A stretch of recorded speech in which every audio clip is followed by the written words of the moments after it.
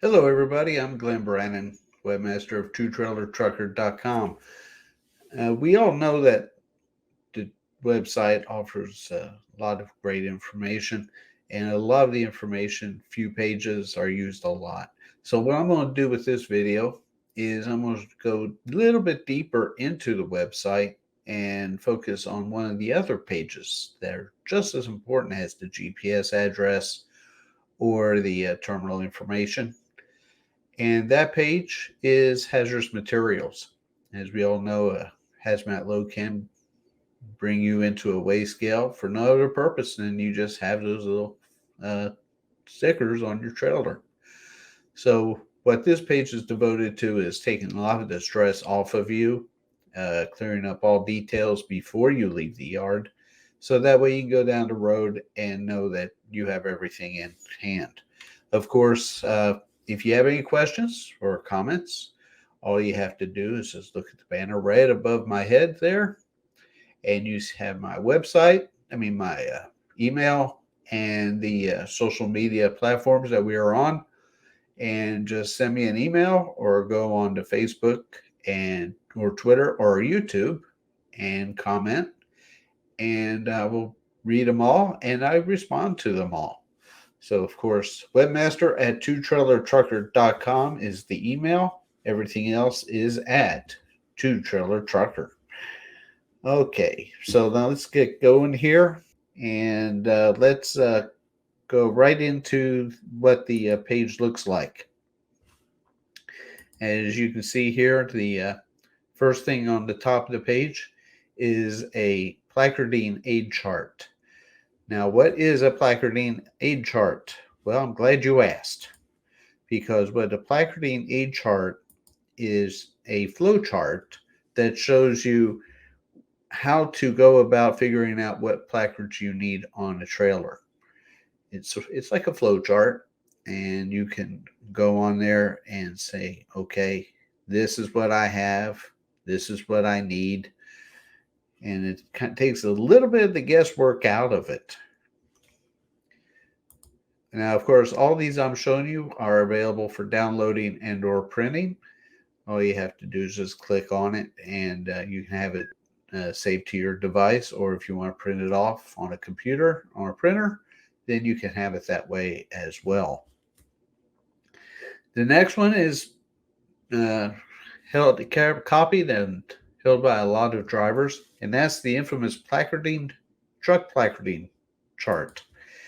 And that chart shows you what you need as far as what is table 1, what is table 2, and how to also figure out what you need on your trailer if your load is placardable. If it's not, this is the most go-to page, or the most chart, that a lot of drivers have. I would strongly suggest you download this and put it onto your device. I've gone through about 5,000 or 6,000 page copies of this, so it's a very good page sheet to look at. And then that way, again, everything is devoted to making sure that your trip goes as smooth as possible. As we go down the page, you'll see the HazMat Special Exemption Search Portal. Now, what is that? I'm sure every one of us has seen the bills or the printout, and it'll have SP dash and 4 or 5 digits on there. That means there's a special exemption for that particular hazardous material. It could be in the labeling, it could be in the transporting, but each one is different. And so if you're presented with that and the Pacific Terminal does not know what it is, then you can bring it up real easy, clicking on that page. And then what you can do is, say we have SP 2709. You'll go through there, and what it'll do is it'll pop up a list, or not a list, but a copy of what that exemption entails.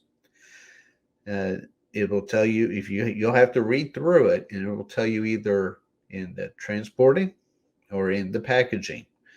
So, and then that way you can save this to your device. And if you get pulled over and they say, well, why don't you have placards on this? Well, sir, according to the special exemption, here it is. I have it on my phone. You can go through, and that's fine. That's legal. And you can go through it, show it to him. And then he'll say, okay, you do have the exemption paperwork for that. Good job, driver. So again, it takes away a lot of the stress. Otherwise, if it comes in and it doesn't need placards on the trailer, and it has like 2,000 pounds of something, instead of getting an argument, pull up the exemption. Okay, yeah, it doesn't need placards. Or if it does, and then you can show to the supervisor, hey, here's the exemption. It's only in the labeling or the package. It's not in the transporting. So I need placards. Again, takes a lot of the stress out. Again, keeping you informed on what's going on with that particular load. Next up is the Easy Placard. This is an app that I've been using for years. I strongly recommend it. There's also a website, and it's available on the Google and the Apple Play Store. You can go on there. You have to register, but they don't spam you. And you can put in all of your HazMat, and it will tell you what placards you need or if you don't need. There are some bugs to it, as you see there on the screen, where it says do not use with class 7, which is radioactive, or class 1.4, and I'll go into that here in a minute. But other than that, I've used it. The people here in my home terminal, the guy that handles the HazMat training, goes over it, shows it, and puts it through its paces. And I'm not going to say it's 100% because nothing is 100% in this world, but it's real close. So if you want to have like a third opinion, then I would strongly suggest you download Easy Placard onto your device and give that a spin as well. It is a free app, and like I said, you do have to register. It's based out of Canada, so it'll give you English and French as well as English and metric. But it's a real good app. I strongly recommend it. Be page down, the Pennsylvania Turnpike rules and restrictions. Now, this is very important in that when you go on the Pennsylvania Turnpike, we all know that it has those tunnels on there, and they're very restrictive on what HazMat you can take through there. So, as you can see right now, as I'll show you here, it has on here, this is their actual website, and it'll show you all explosives, 1.1 through 1.6. Yes, 1.4 is a Table 2 explosive, but you still cannot take that on the Pennsylvania Turnpike through their tunnels. As you can see, basically the Table 1 categories are prohibited on the Turnpike. Then we come down, these are hazardous material classes that are prohibited in bulk packaging. That is, bulk packaging means if you have the numbers on the side of your trailer, you're going to have to take the other way around. Let's see here. These are permitted. Dangerous, non-flammable, combustible, and number 9.